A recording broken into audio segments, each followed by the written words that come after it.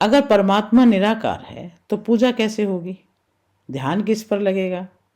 और अगर साकार की पूजा संभव है तो क्या साकार ही सबसे बड़ा सत्य है? आज का वीडियो इसी उलझन को साफ करेगा, क्योंकि यही सवाल भैरवी ने भैरव से पूछा था। सभी को नमस्कार, मैं सुदेश शर्मा एक बार फिर से आप सबका स्वागत करती हूँ अपने चैनल सुधि ज्ञान साधना पर। आज हम डिस्कस कर रहे हैं विज्ञान भैरव तंत्र का भाग 5। पिछले वीडियो में हमने देखा था भैरवी ने 8 प्रश्न इसलिए पूछे क्योंकि अलग अलग शास्त्रों में ब्रह्म अर्थात भैरव का स्वरूप अलग अलग बताया गया है। आज हम उसी डिस्कशन को आगे बढ़ाते हैं और पूजा, ध्यान और अनुभव का असली लॉजिक समझते हैं। भैरवी का एक बड़ा प्रैक्टिकल डाउट है। जो परा है वह विशुद्ध ऊर्जा है, उसका कोई रूप रंग आकार नहीं है। परा यानी source of energy, source of consciousness. और अपरा, अपरा वही शक्ति जब प्रकट होकर इस संसार में रूप रंग आकार बन जाती है, यानी जो हमें दिखता है। इसे एक उदाहरण से समझते हैं। H2O ही है, लेकिन रूप बदलते हैं। पहले बर्फ बन गया तो सॉलिड बन गया, पानी बन गया अर्थात लिक्विड हो गया, भाप बन गया अर्थात गैस बन गई। तत्व वही है, रूप अलग है। परा को आप उस मूल ऊर्जा की तरह समझिए जो स्वयं दिखती नहीं है, लेकिन उसी से रूप पैदा होते हैं। और अपरा वही ऊर्जा जब घनी होकर के रूप बन जाती है। अब बात आती है दिखता क्यों है और क्यों नहीं दिखता। जब कण बहुत पास होते हैं चीज ठोस लगती है, और जब बहुत दूर फैल जाते हैं चीज अदृश्य लगती है। आपने देखा भाप दिखती नहीं लेकिन खत्म भी नहीं होती, यानी अदृश्य का मतलब नहीं है ऐसा नहीं होता। अदृश्य का मतलब है वह अलग अवस्था में है। अब भैरवी पूछती है, अगर परा निराकार है और दिखता नहीं तो ध्यान किस पर लगे?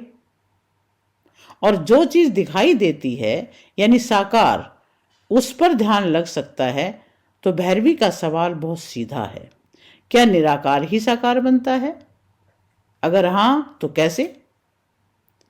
या साकार निराकार अलग है? अगर अलग है तो मिलते कहां हैं? और शिव और शक्ति दो हैं या एक ही सत्य के दो रूप हैं? यही असल इंक्वायरी है। और यहीं पर एक बहुत सुंदर बात आती है। जब भैरवी ऐसे प्रश्न पूछती है तो शिव बड़े प्रसन्न होते हैं। क्यों?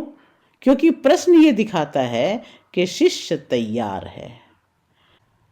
एक गुरु को सबसे ज्यादा खुशी तभी मिलती है जब सामने वाला बड़े गहरे प्रश्न पूछता है।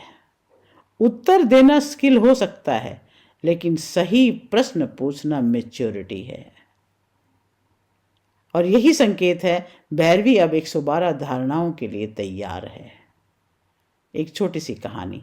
2 पत्थर थे। एक पत्थर पर हल्की चोट पड़ते ही वो चिल्लाने लगा, तो कारीगर ने उसे छोड़ दिया। दूसरे ने थोड़ी थोड़ी चोट सह ली और वही पत्थर मूर्ति बन गया।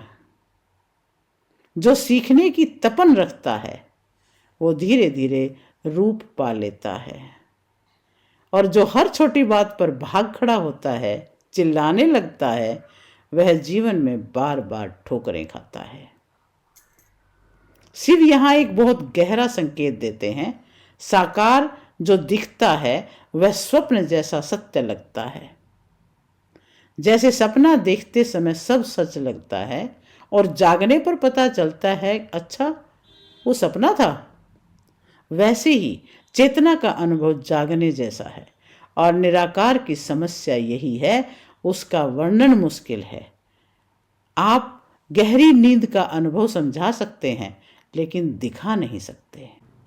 अब शिव का मुख्य निष्कर्ष, जो जो तुमने रूपों के बारे में सुना, शब्द, नाद, कुंडलिनी, चक्र, ये सब भैरव के प्रकट रूप हैं, संकेत हैं, मैप हैं। लेकिन भैरव स्वयं नहीं है, क्योंकि परम सत्य अवर्णनीय है। और हर वर्णन, हर प्रतीक उसे समझाने की कोशिश भर है। अगर आपको आज का वीडियो समझ में आया तो कमेंट में लिखना परा अपरा क्लियर। और इस सीरीज को आगे फॉलो करने के लिए चैनल को सब्सक्राइब कर लें, क्योंकि अब हम बिल्कुल करीब आ चुके हैं 112 धारणाओं की शुरुआत के। आज के लिए इतना ही।